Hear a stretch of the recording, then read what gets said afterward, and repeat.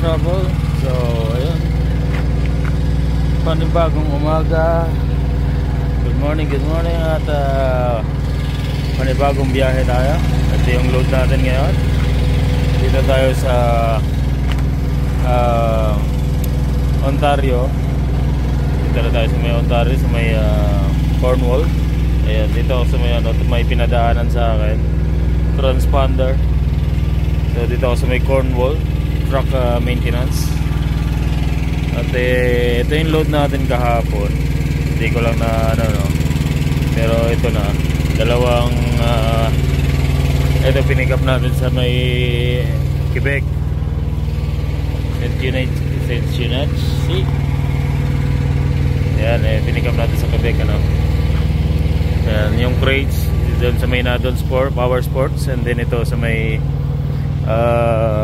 parang auction to sa mga yung dalawang boat, parang sa siya, yung sa may open lake, parang auction siya.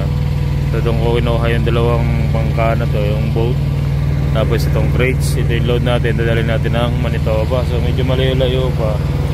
So ang comments, magaan lang naman to, halos kulang 5,000 pounds lang itong dalawa na to. Ang parang ang gusto strap lang ang securement. So ayan, nilagyan ko ng strap, at tinalalayan ko ng chain. Nalalayan ko lang yung chain, pero pagka yung malapit na doon, tatanggalin ko na lang yung chain pag malapit na doon sa pagdideliveran, kasi baka ayaw ng pero dito ko na lang kinabit yung chain. Alalay lang dito lang sa baba, pinaka-melya lang niya. Ko lang kasi lang to, malambot lang to, lang naman to, aluminum lang, kaya malambot lang, gusto strap lang. So ayun, yan, may mga gulong siya, dalawang boto, lagyan lang ng ito, travel natin siya, medyo malayo pa yan, tatakbo pa ako ng mga 2,000 mahigit, mga 2.5 pa siguro. Takbo pa ako ng mga ganun, 2.5, 2.4. Then dali natin siguro mga Friday dito ngayon, Saturday, mga Sunday nandun tayo sa Manitoba. Tapos deliver ng Monday ito. Ibaba pa natin sa big freight yung crates bago natin deliver to. So yun, yan,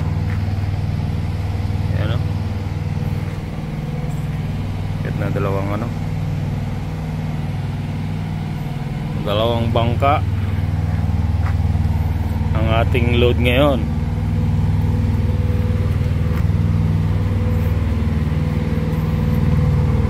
Yung chain, halos alalay lang yung chain na yan.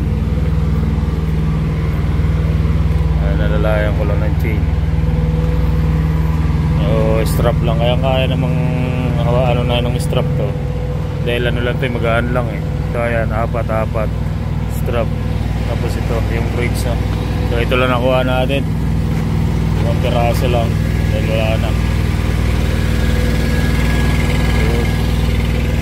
Ayan na to, iniintay ko lang yung dito, dahil pinadaan ako dito sa may Cornwall. Dapat kung hindi ako duman dito, dapat na sa may parting na ako, North Bay na ako, or may pinakukuha sa akin dito, transponder.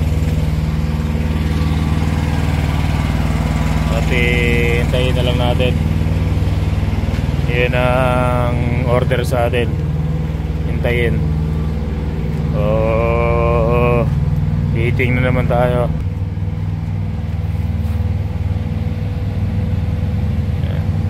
May katabi tayo dito, big freight din, van naman siya. Ako ko saan ang biyahe nito, ibang lahi, puti, ay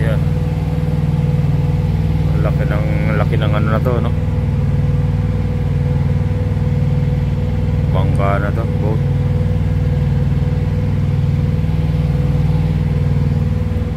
Malalakas to dito ngayon yung mga ganito dahil summer.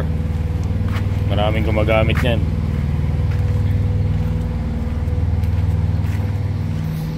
Yan. Yeah. So okay naman siya. Hindi naman gumalaw, no. Tinakbo na natin ng mga, tumakbo na ako ng 100 megit. Okay naman. Check na lang natin. Okay na to dahil apat na ano. Okay naman na strap na yan. Lalagyan pa natin. Tingin ko okay naman na strap na yan. Hindi nagagalaw yan. May ano naman, may chain naman.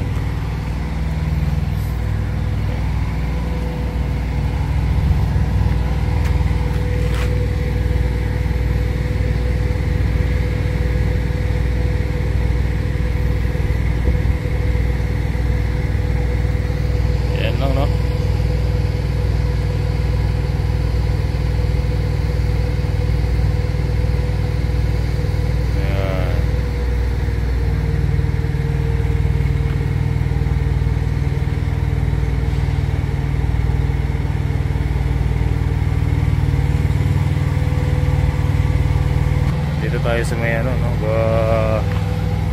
Cornwall. Ano rin ang ano kasi namin to, big freight. Alas dito rin, ayan, may van rin dito ng big freight. So dito talaga siya pinapagawa. Yung mga naka assign dito, naka-assign dito sa east. Yan, dito sila, dito niya dila.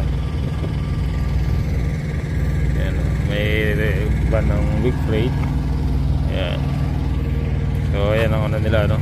Shop nila. Marami palang van ng big freight dito. Soundtrack ng big freight. Ayan, dito nila pinapa-repair. So ito talaga yung ano dito, big freight dito. May Cornwall Truck and Trailer Stock Maintenance Corporation. Ayan lang, no?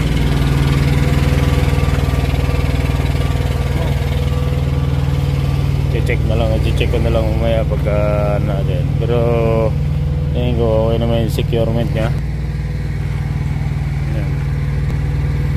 Siguro naman bagay, nasa ano lang naman siya. Yung dalawang boat na yan nasa 4,895, so mga kulang-kulang 5,000 pounds. So siguro okay na yung ano na yan.